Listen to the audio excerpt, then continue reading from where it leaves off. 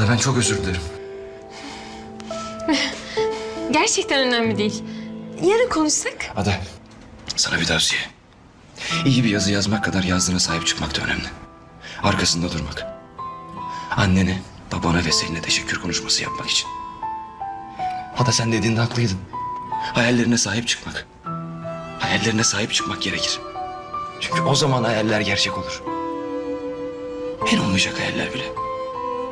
En olmayacak hayaller bile gerçek olur Ada.